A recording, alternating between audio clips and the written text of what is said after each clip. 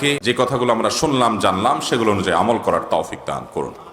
বিসমিল্লাহ। অনেকগুলো প্রশ্ন আছে, আমরা যে কয়টা সম্ভব ইনশাআল্লাহ 8:45 পর্যন্ত আমরা প্রশ্ন উত্তর দেব। প্রথম প্রশ্ন হলো, আমাদের চারদিকে সাধারণত ছেলেকে বিয়ে করানোর সময় পছন্দ হয়েছে কিনা জিজ্ঞাসা করা হয়, কিন্তু মেয়েদের ক্ষেত্রে তার বিবাহের পাত্র পছন্দ হয়েছে কিনা জিজ্ঞাসা করা হয় না। সেক্ষেত্রে তাদের পিতামাতার করণীয়। এটা তো খুবই গর্হিত কথা। বিয়ের ক্ষেত্রে ছেলে মেয়ে উভয়েরই কি আছে, মতামতের মূল্য আছে। ছেলেকে যেমন জিজ্ঞাসা করা হয়, মেয়েকেও জিজ্ঞেস করতে হবে। যদি কোনো জায়গায় এমন হয় যে মেয়েকে জিজ্ঞেস করা হয়নি, তার কোনো মতামত নেওয়া হয়নি, সে জানেও না বা সে সন্তুষ্ট না, তাহলে বলপূর্বক ভাবে যে মা বাপ তাকে বিয়ে দিচ্ছে, এটা জুলুম হবে এবং এর কারণে মা বাবার কি হবে, গুনাহ হবে। আর যদি মেয়ে কোনো প্রকার সম্মতি প্রকাশ না করে বরং অসম্মতি প্রকাশ করে, অনেক সময় দেখা যায় যে মেয়ে পছন্দ করে না, সে বলে যে আমি অপছন্দ করি, আমি এখানে বিয়ে বসবো না। তারপরও মা বাপ সেটা লুকোছাপা রাখে, মানুষকে জানতে দেয় না, ছেলে পক্ষকে জানতে দেয় না, বলে যে হ্যাঁ সব ঠিক আছে, যে আগ্দ পড়ায় দেয়, তাহলে শরীয়ত অনুযায়ী সে বিয়ে হবে না। কারণ হলো এখানে মেয়ের কি নাই, সম্মতি। ছেলে মেয়ের সম্মতি না থাকলে সে বিয়ে বিশুদ্ধ হবে না, বিশুদ্ধ হবে না। আল্লাহ তাআলা আমাদেরকে এসব বিষয়গুলোকে বুঝে বুঝে চলার তৌফিক দান করুন। ছেলে মেয়ে যারা আছে তাদের মতামতের মূল্য দিতে হবে।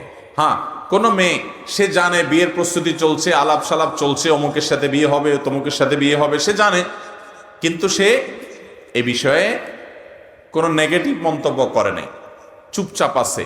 তো সাধারণত অবিবাহিত মেয়ে, কুমারী মেয়ে, সে যদি চুপ থাকে, লাজুক হওয়ার কারণে মুখ খুলে বলতে চায় না, তার আচার আচরণ দ্বারা বোঝা যায় সে সন্তুষ্ট, তাহলে সেটাকে তার অনুমতি ধরা হবে, তাতে বিয়ে হয়ে যাবে। কিন্তু যদি সে তার আচার আচরণ দ্বারা অসন্তুষ্টি প্রকাশ করে, তাহলে সেক্ষেত্রে সেখানে জোরপূর্বক বিয়ে দিলে সেই বিয়ে হবে না। এটা সাবধান। অতএব মেয়েদেরকেও বাবা মা তাদের অনুমতি, তাদের মতামতের মূল্যায়ন দিতে হবে, যে মা তুমি রাজি কিনা, এই অবস্থা আমরা এই দেখেছি, নিজেরা না পারলে অন্য কাউকে দিয়ে বলাবে, তার সম্মতি নিতে হবে।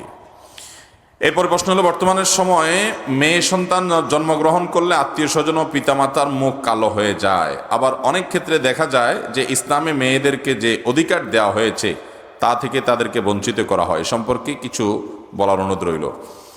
মেয়েরা তাদের জন্মগ্রহণ এটা ইমানদারদের জন্য ভালো, কল্যাণের। নারীর জন্ম এটা বাবা মায়ের জন্য, কন্যা সন্তানের জন্মটা আনন্দের। ছেলে সন্তান সেও, তার জন্মটাও আনন্দের হতে পারে যদি সে নেককার হয়, ভালো হয়। কিন্তু কন্যা যদি হয়, মেয়ে যদি হয় কারোর, শুধুমাত্র মেয়ে হওয়ার কারণে আল্লাহ রাব্বুল আলামিন ওই ব্যক্তির জন্য সুসংবাদ রেখেছেন। নবী করিম সাল্লাল্লাহু আলাইহি ওয়াসাল্লাম বলেছেন, কারোর যদি 2টা কন্যা সন্তান হয়, 3টা কন্যা সন্তান হয়, এই সন্তানকে সে সঠিকভাবে লালন পালন করে, পড়াশোনা করায় ভালো যোগ্য পাত্রস্থ করে দেয়, তাহলে নবী সাল্লাল্লাহু আলাইহি ওয়াসাল্লাম ওই ব্যক্তির, ওই মা বাপের জান্নাতের দায়িত্ব নিয়েছেন। অথচ 1 ডজন ছেলেও যদি হয়, হাফ ডজন ছেলেও যদি হয়, তাদের জন্য এরকম কোনো কথা বলা হয়নি। অতএব ছেলে সন্তান হলে খুশি হবেন, মেয়ে সন্তান হলে মুখ কালো করবেন, এটা জাহেলি যুগের মানুষদের বদখাসলত, আইয়ামে জাহেলিয়াতের কাফেরদের বদভ্যাস ছিল এটা। ইমানদার কখনো এটাতে মন খারাপ করবে না, বরং ছেলে হলে খুশি হবে, মেয়ে হলে খুশি আরো বেশি হবে। কারণ মেয়ে হলে নবী সাল্লাল্লাহু আলাইহি ওয়াসাল্লামের ওয়াদা আছে, পুরস্কার আছে। শুধু তাই নয়, ইমাম মালিক রাহমাতুল্লাহ আলাইহি বলেছেন, আল আম্বিয়া ও আবুল বানাত, নবীরা বেশিরভাগ মেয়েদের বাপ। বেশিরভাগ নবীরা কাদের বাপ ছিলেন? মেয়েদের বাপ ছিলেন। আমাদের প্রিয় নবী সাল্লাল্লাহু আলাইহি ওয়াসাল্লামকে আপনি দেখেন, তাকে আল্লাহ তাআলা ছেলে দিয়েছেন। আব্দুল্লাহ কাসেমের জন্ম হয়েছে, কিন্তু তাদের মৃত্যু হয়ে গেছে সেই শিশুকালেই। তার আল্লাহ তাআলা 4টি কন্যা সন্তান জীবিত রেখেছেন, বড় হয়েছে, বিয়ে শাদী দিয়েছেন, সংসার হয়েছে। তো নবী করিম সাল্লাল্লাহু আলাইহি সাল্লামের পর্যন্ত তার জন্য আল্লাহ তাআলা ছেলে রাখেন না, রেখেছেন মেয়ে। অতএব আল্লাহ যদি আপনাকে শুধু মেয়ে দেন আর মেয়ে রাখেন, তো আপনার তো গর্ব করা উচিত যে নবীর জন্য আল্লাহ তাআলা যা নির্বাচন করেছেন, আপনার জন্য তা নির্বাচন করেছেন। অতএব কন্যা সন্তান হলে, মেয়ে সন্তান হলে আমরা অনেকে যে চিন্তা করি যে আমাদের বংশে কে চেরাগ দিবে, এর চেয়ে মূর্খতা আরেকটা হতে, আপনি মরে কবরে পচে গলে শেষ হবেন, আপনার বংশে চেরাগ জ্বললো না, হারিকেন জ্বললো না, মোমবাতি জ্বললো না, হেজাক লাইট জ্বললো না, কারেন্টের লাইট জ্বললো, এটা দেখার দরকার আছে আপনার? এর মতো বোকামি আরেকটা নাই। বংশের নাম কে নিবে সেই চিন্তা করেন। মুহাম্মদ সাল্লাল্লাহু আলাইহি সাল্লামের কোনো ছেলে বেঁচে থাকে নাই, তার 4টা মেয়ে শুধু বেঁচে ছিল।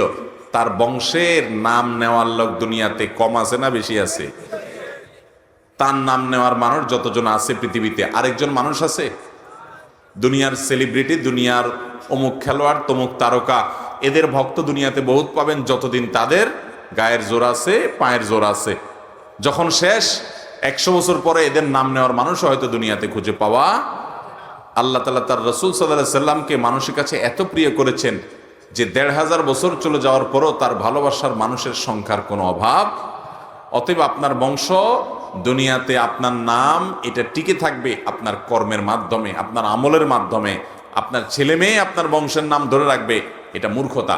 অতএব মেয়ে সন্তান হলে মন খারাপ করা এটা জাহিলি যুগের মানুষদের স্বভাব। আল্লাহ বলেছেন যে ওয়াইদা বুশরা আহাদুহুম বিল উনসা যাল্লা ওয়াজহুহু মুসওয়াদ্দাও ওয়া হুয়া কাযীম ইয়াতাওয়ারা মিনাল কওম মিন সুই মা বুশিরা বিহি। জাহিলি যুগের মানুষদের স্বভাব ছিল, তাদের কাউকে যদি বলা হতো তোমার মেয়ে হয়েছে, তো সে মন খারাপ করত, সে মুখ লুকাতো মানুষের থেকে যে তার মেয়ে হয়েছে। আজও অনেক জাহেল আছে আমাদের সমাজে, যে বউয়ের একটা বেশি, 2টা 3টা মেয়ে হয়েছে আর ছেলে হয় না, তো বউয়ের প্রতি বিরক্ত হয়। আছে না নাই? অথচ এখানে বউয়ের কিছু নাই।